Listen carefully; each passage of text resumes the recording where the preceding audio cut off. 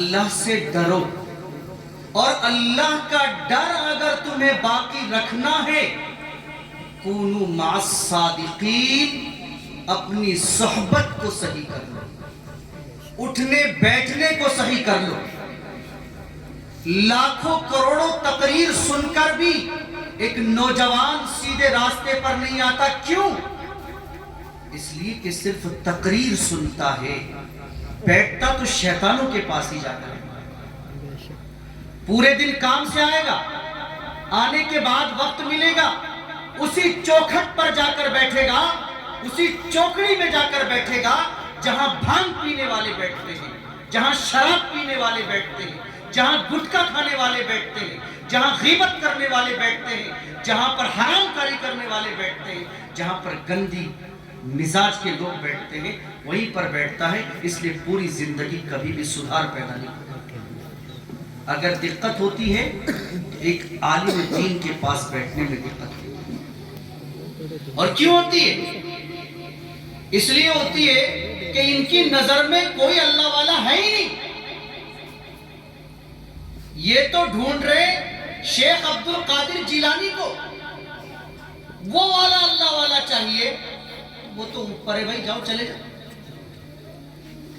خواجہ نظام الدین جیسا اولیاء چاہیے، جنید بغدادی جیسا ولی چاہیے، رشید احمد گنگوہی جیسا چاہیے، حضرت تھانوی جیسا چاہیے، مولانا قاسم نانوتوی جیسا چاہیے، سفیان ثوری جیسا چاہیے، حاجی امداد اللہ مہاجر مکی جیسا چاہیے، صابر کلیری جیسا چاہیے، تو پھر جاؤ اوپر، وہاں ملیں گے یہ، یہاں نہیں ہے۔ اب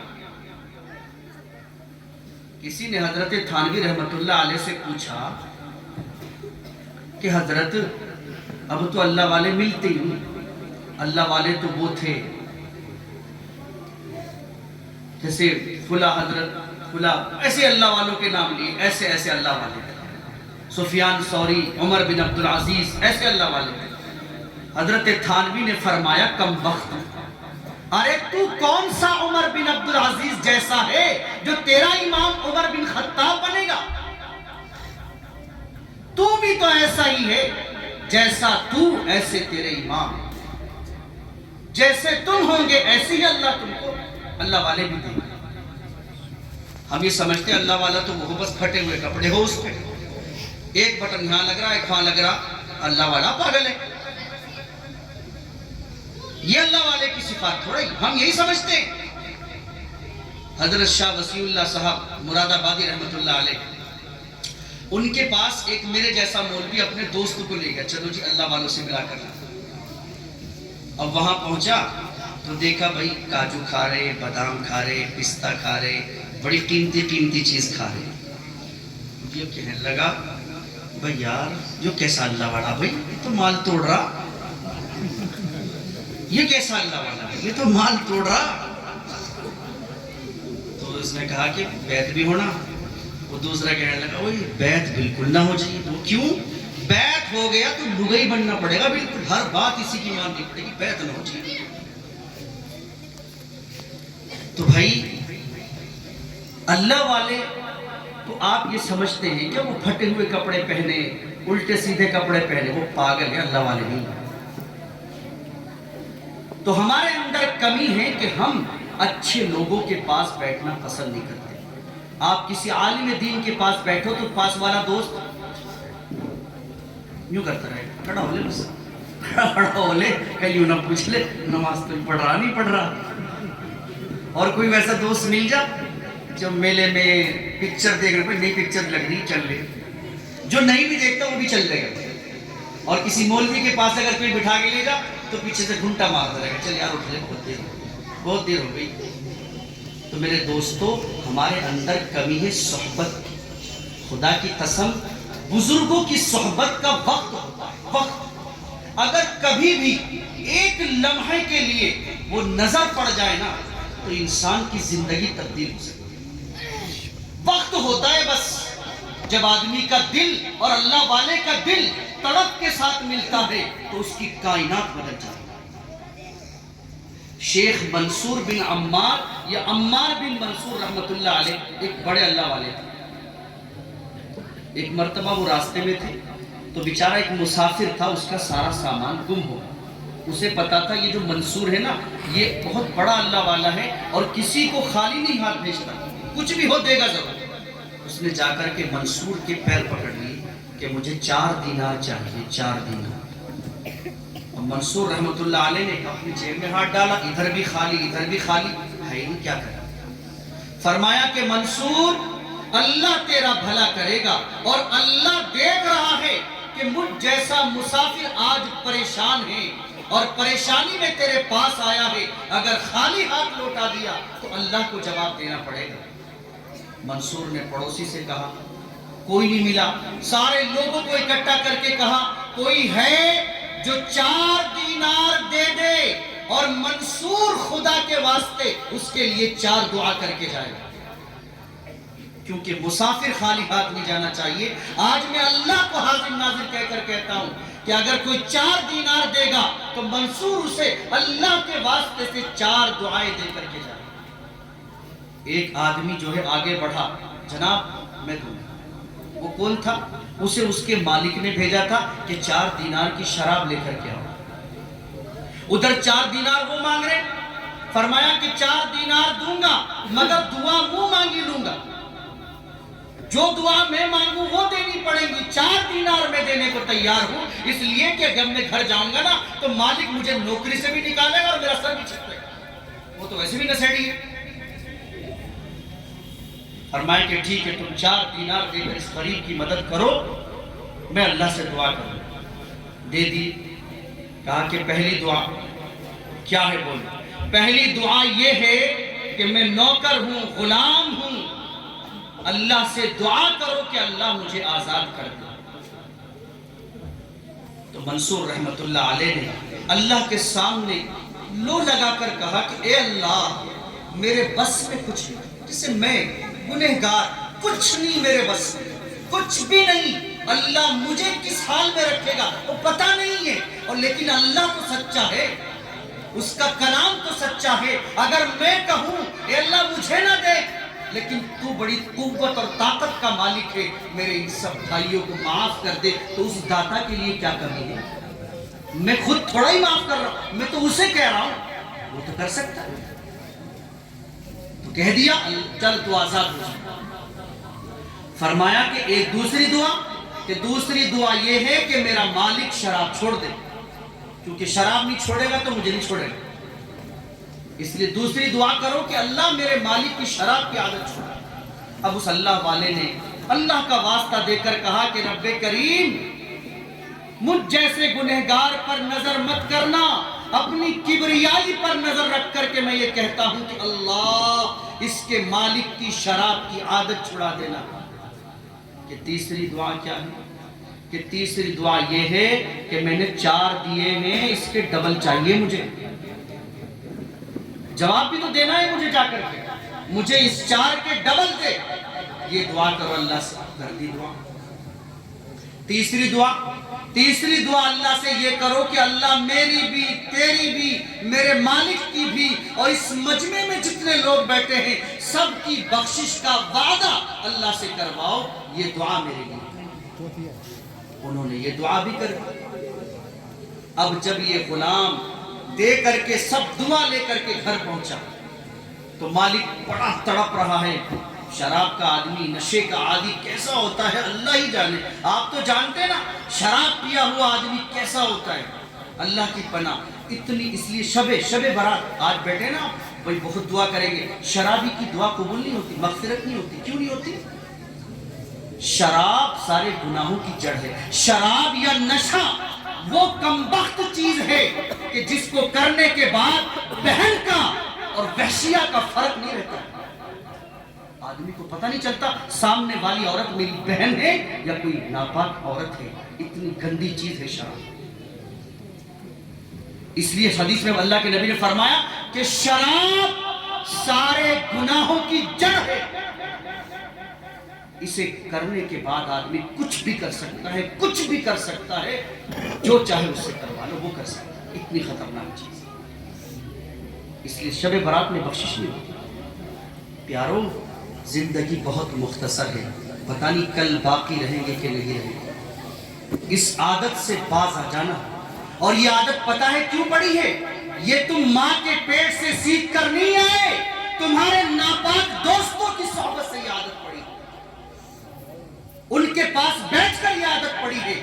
شرابی تو شراب ہی پلائے گا، نشیڑی نشہ کروائے گا، اور قرآن پڑھنے والا قرآن دے گا، دین سکھانے والا دین دے گا، امام آپ کو اچھی بات دے گا، عالم دین آپ کو اچھی بات دے گا. جس کی دکان میں جو سامان وہی ملے گا آپ کو، چاہے تو آپ وہاں بیٹھو، چاہے علماء دین کی صحبت میں بیٹھو.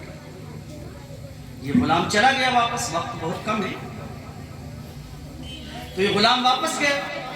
واپس جانے کے بعد مالک بیٹھا ہے غصے میں، اتنی دیر ہو گئی شراب نہیں لے کر آیا اور خالی ہاتھ آ رہا ہے، کہاں ہے؟ فرمایا کہ جناب میری بس ایک بات سن لیجئے، اور اس کے بعد جو سزا آپ دیں گے میں تیار ہوں، میں سزا کے لیے تیار ہو کر آیا ہوں. اگر مجھے ڈر ہوتا تو میں کبھی نہ کرتا، مگر مجھے پتا ہے میرے ساتھ جو ہونا ہے. مگر جب اللہ کا نام آیا، اللہ کا واسطہ آیا، میرا اللہ اتنا جلیل القدر، اتنی عظیم الشان، اتنی طاقت والا میرا اللہ ہے، مجھے اس کی ذات پر بھروسہ تھا. میں نے جو دل میں آیا کر دیا. کہ کیا کر دیا؟ کہ راستے میں منصور ملا تھا. فرمایا وہ منصور، وہ اللہ والا، وہ عالم دین، وہ قرآن سکھانے والا، وہ بچوں کو پکڑ پکڑ کر اللہ اللہ سکھانے والا، بچوں کے ہاتھ پکڑ کر الف با سکھانے والا، وہ بچوں کی کائنات بدلنے والا، وہ بچوں کی دنیا بدلنے والا، وہ زمین سے عرش پر پہنچانے والا منصور. کہ جی ہاں وہ ملا. کیا ہوا؟ کہ مجھ سے 4 درہم مانگ رہا تھا، میں نے دے دیے. کہ دے دیے، لیا کیا بدلے میں؟ کہ میں نے ان سے 4 دعائیں لی ہیں. کیا دعا لی؟ پہلی دعا یہ لی کہ اللہ تعالیٰ میں غلام ہوں، اللہ سے دعا کرو کہ اللہ مجھے آزاد کر. آقا کے دل میں کہا کہ اللہ کا نام لے کر منصور نے یہ دعا کر دی؟ کہ ہاں کر دی. جب اللہ کا نام اور منصور جیسے بزرگ کا نام اس نے سنا، اس شرابی کے دل پر بھی چوٹ لگی کہ یار آج اللہ کے واسطے کسی نے کچھ کہا ہے. فرمایا کہ جا تو آج میری غلامی سے آزاد ہے. جب اللہ کا واسطہ دے کر کہہ دیا تو میں نے بھی تجھے آزاد کر دیا. کچھ پاگل ہے کہ بھائی. کہ دوسری دعا کیا دی؟ کہ دوسری دعا یہ دی تھی کہ جو میں نے خرچ کیا ہے مجھے اس سے زیادہ ملے. وہ آقا اپنے گھر میں گیا اور جا کر 3 دینار کی تھیلی بھر کر لایا کہ جا لے جا، پوری زندگی خرچ کرتے رہنا. جب میرے اللہ کے نام پر آج بات آ ہی نہیں تو چلا جا، لے کر جا، جتنا چاہیے لے جا. کہ دوسری دعا کیا تھی؟ کہ تیسری دعا یہ تھی کہ اللہ میرے مالک کو شراب چھڑا. کہ منصور نے کیا کہا؟ کہ منصور نے اللہ سے کہہ دیا کہ رب کریم اس کی جتنی زندگی گزری سو گزری، آج میں تجھ سے کہتا ہوں میرے رب اس کے گناہوں کو معاف کر دے، اس کی شراب کی عادت کو چھڑا دے. کہ اگر اللہ سے یہ دعا کر ہی لی تو آج میں بھی عہد کرتا ہوں کہ آج کے بعد زندگی میں کبھی شراب کو ہاتھ نہیں لگاؤں. کہ چوتھی دعا کیا تھی؟ کہ چوتھی دعا یہ تھی کہ دعا کر دو اللہ سے، اللہ مجھے بھی، منصور کو بھی، میرے مالک کو بھی اور پورے مجمع کو اللہ معاف کر دے.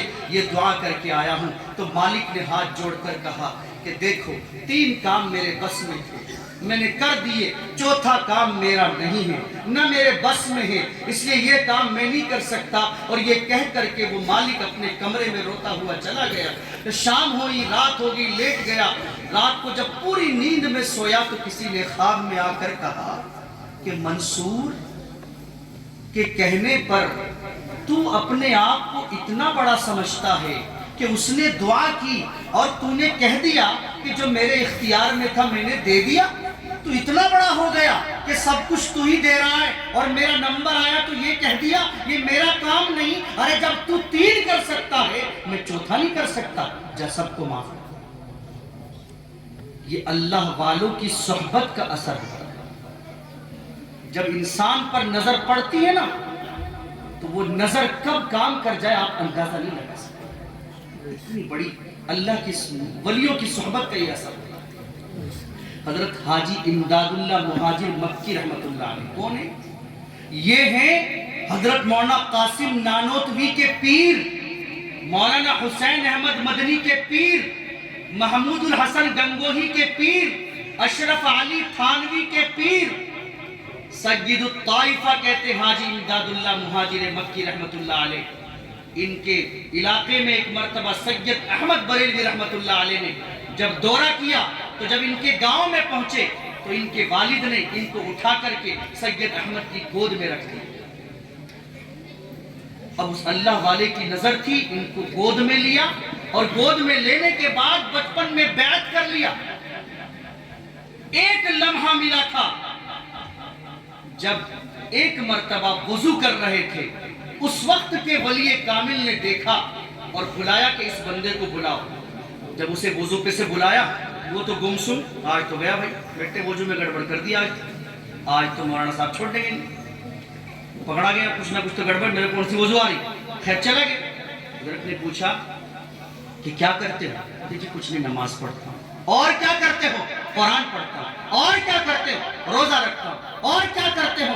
صدقہ خیرات کر لیتا ہوں. اور کچھ نہیں کرتا میں، بس یہی کام کرتا ہوں. کہ نہ کچھ تو ہے کہ کچھ نہیں ہے.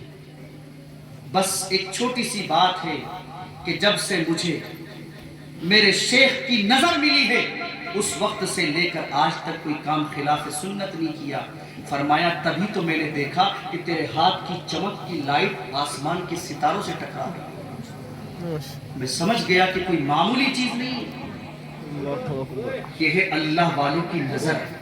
میرے بھائیوں یہ اللہ والے آپ وہ والے نہ ڈھونڈو، وہ تو چلے گئے. وہ ڈھونڈنا ہے تو جاؤ ان کے پاس.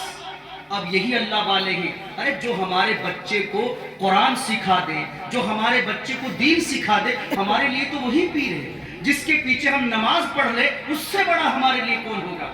وہ بھی اگر تمہیں گالی سکھائے تو بتانا، چغلی کرنا سکھائے تو بتانا، نشہ کرنا سکھائے تو بتانا، قیامت تک نہیں بتائے گا آپ کو.